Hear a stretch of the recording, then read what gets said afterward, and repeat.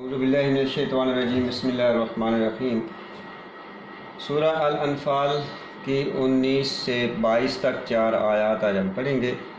ان تستفتحوا فقد جاءکم الفتح، یعنی اپنے مخالفین سے کہہ دو کہ تم یہی چاہتے تھے نا کہ ہمارے درمیان ایک واضح فیصلہ ہو جائے، تو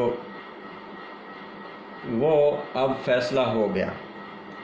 تم چاہتے تھے، فتح مانگتے تھے، باب استفعال سے ہے فتح، فتح اس میں تا تم کے لیے، تم مانگتے تھے الف سین تے کے اضافے کے ساتھ، یہ دل کی اور خواہش اور عملی طور پر کسی چیز کے لیے جدوجہد کرنا۔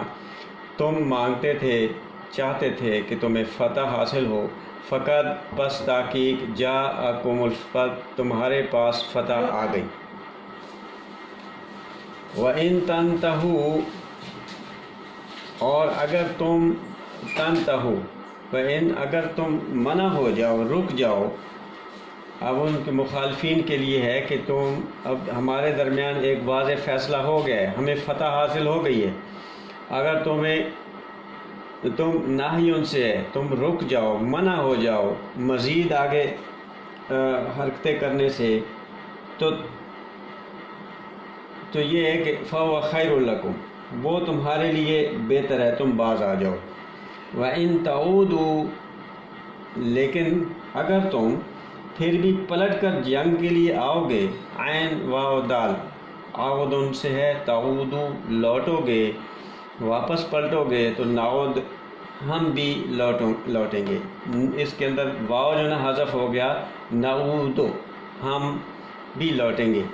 وَلَن تُغْنِيَ عَنْكُمْ، اور ہرگز نہ فائدہ دے گا تمہیں کوئی، فئتکم تمہاری جماعت، شیئن کچھ بھی، تم ولو کثرت اگرچہ وہ بڑی بھی ہو، یعنی چاہے وہ کتنی بڑی اکثریت ہی تمہارے پاس کیوں نہ ہو، تمہیں وہ فائدہ نہیں پہنچائے گی۔ غنی ان سے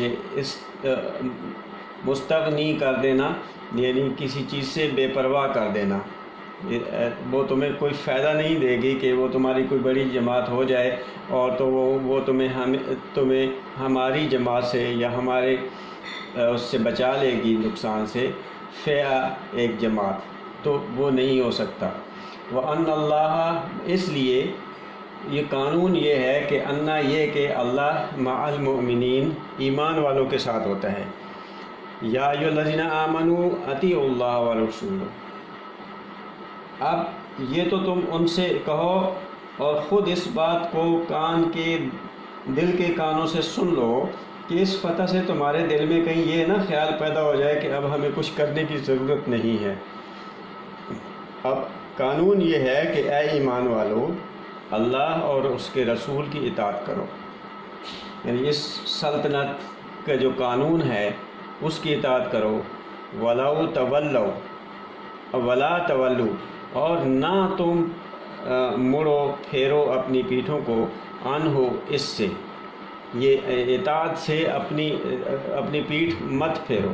وَأَنْتُمْ تَسْمَعُونَ، تم اس بات کو اچھی طرح سنتے ہو، سین میم عین، اس کے لیے گریز کی راہیں نہ نکالو، اطاعت کرو۔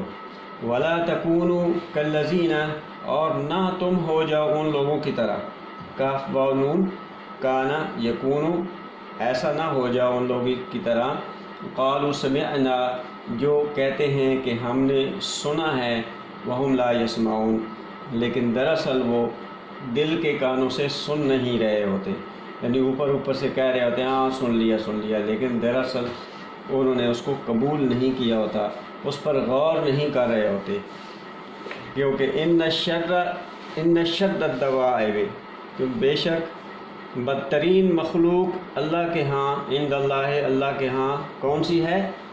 جو بہری ہے، گونگے ہیں، وہ لوگ کہ جو لا یعقلون، عقل نہیں رکھتے۔ شر برے، شر سے، دوائب دابا کے جمع ہے، دبابن، دبابہ ٹینک کو بھی کہتے ہیں۔ اس سے پہلے جو پرانی لڑائیوں میں وہ ایک چمڑے وغیرہ کا ایک بنا کر جانور کی شکل بنا کر دشمن کے قلعے تک اپنے سپاہیوں کو پہنچانے کے لیے بناتے تھے، جس میں سپاہی چلے جاتے تھے اور دشمن سمجھتا تھا یہ کوئی جانور ہے۔ اور اسی طرح آج کل دبابہ ٹینک کو کہتے ہیں، یہ وہی کام کرتا ہے۔ تو دابہ اس کے بنیادی معنی ہیں رینگنے اور چلنے کے، تو اسی سے ہے شر الدواب وہ مخلوق جو چلتی ہے۔ تو عند اللہ کے اللہ کے ہاں جو بدترین مخلوق ہے وہ ہے جو سمن، جو بہرے ہیں، جو سنتے نہیں ہیں۔ یہاں کہا نا کہ لا یسمعون، ان کو سنا دیا ہے لیکن وہ اس کے اوپر غور ہی نہیں کرتے۔